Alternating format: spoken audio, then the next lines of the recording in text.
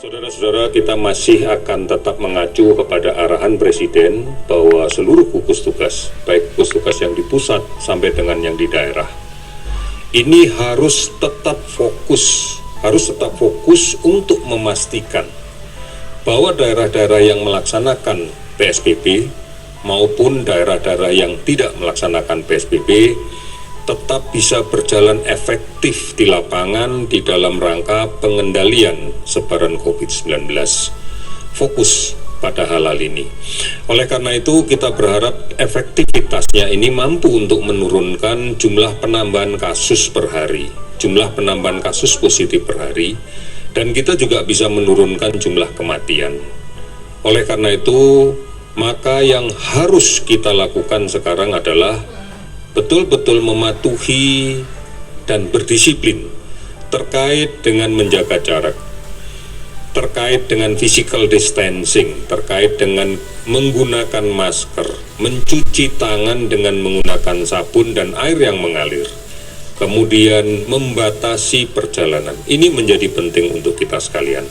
Di samping juga dilaksanakan kegiatan untuk melakukan pemeriksaan secara masif, testing secara masif, kemudian dilakukan penelusuran atau tracing secara agresif, serta dilakukan isolasi yang ketat dari kasus-kasus positif yang kita dapatkan, dan juga penata laksanaan pasien yang berada di rumah sakit dengan treatment yang terbaik. Ini adalah pokok kebijakan itu. Oleh karena itu, saudara-saudara sekalian, ini kita yakini WHO sendiri juga sudah merilis bahwa virus ini tidak akan dalam waktu singkat hilang di muka bumi. Ini permasalahan yang akan menimpa seluruh negara di muka bumi, karena ini adalah masalah pandemi. Oleh karena itu saatnya lah kita sekarang untuk mulai merubah perilaku kita untuk hidup di dalam kondisi bumi yang masih terancam dengan keberadaan COVID-19. Dalam beberapa kali disebutkan oleh Presiden, inilah cara kita untuk berdamai dengan virus, bukan menyerah. Berdamai bukan menyerah, tetapi kita harus beradaptasi untuk merubah pola hidup kita dengan menjalankan protokol kesehatan yang ketat, yang benar, yang berdisiplin. Ini yang kita sebut sebagai pola kehidupan yang baru. Saudara-saudara, ini harus kita laksanakan dan harus kemudian segera diimplementasikan, dihadapkan pada beberapa dampak COVID-19 ini di dalam kehidupan masyarakat kita. Kita menyadari dalam beberapa waktu terakhir ini banyak saudara-saudara kita yang terpaksa harus kemudian tidak bisa bekerja, harus kehilangan pekerjaan. Sudah barang tentu ini akan menimbulkan permasalahan-permasalahan yang kompleks, menimbulkan permasalahan-permasalahan bukan hanya sosial, ekonomi, tetapi juga memiliki potensi untuk mengancam ketertiban.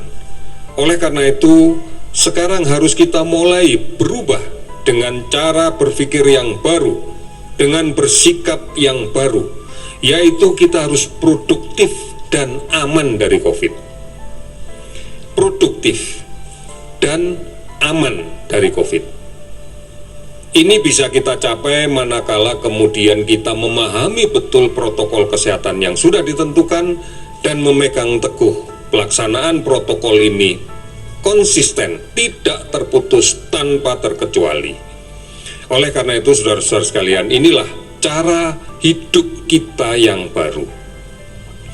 Cara hidup kita yang selalu membiasakan untuk menjaga kebersihan diri. Selalu membiasakan untuk mencuci tangan dengan menggunakan sabun, menggunakan masker, menghindari kerumunan, dan kemudian kalau tidak perlu, tidak keluar dari rumah. Saudara-saudara, inilah yang kemudian menjadi dasar bahwa produktif dan aman terhadap COVID, kemudian menjadi dasar bagi diterbitkannya surat edaran nomor 4 tentang beberapa pengecualian dalam moda transportasi, kemudian terkait dengan beberapa pernyataan dari Kepala Gugus Tugas bahwa untuk yang usia 45 tahun diizinkan untuk kembali produksi tetapi di dalam kerangka PSBB. di dalam kerangka PSBB, di dalam kerangka hidup baru. Oleh karena itu, saudara-saudara sekalian, kalau kita tidak bisa beradaptasi dengan sistem seperti ini, sementara kita yakini virus masih belum bisa dihilangkan dari muka bumi, maka kita tidak akan selamat.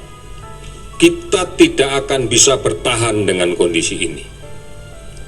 Hanya satu yang bisa kita lakukan untuk bertahan, beradaptasi dengan pola hidup yang baru.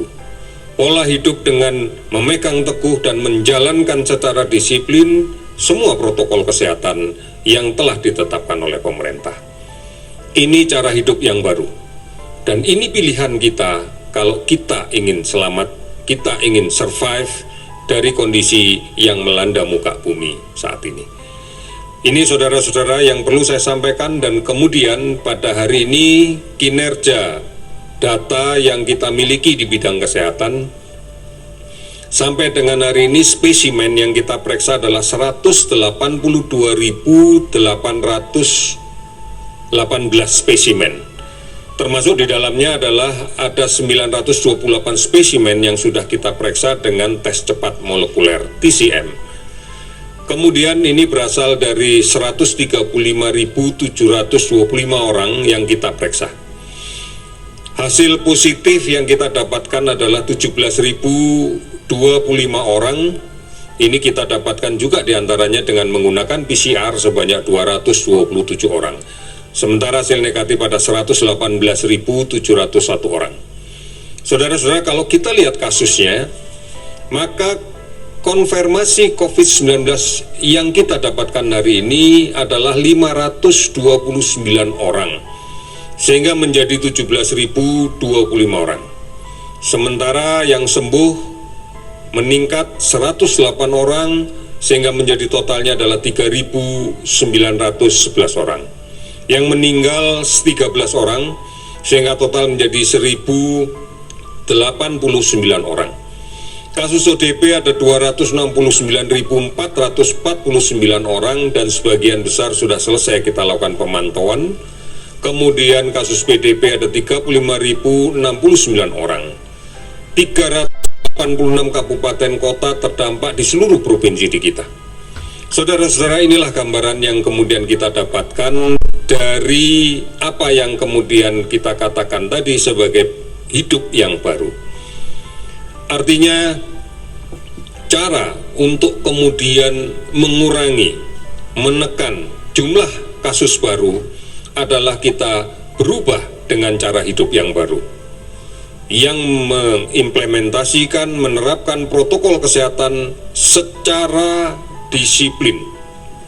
Kalau ini kita lakukan bersama, maka tidak ada satupun yang ingin bergerombol, tidak ada satupun yang ingin berkumpul dalam satu tempat.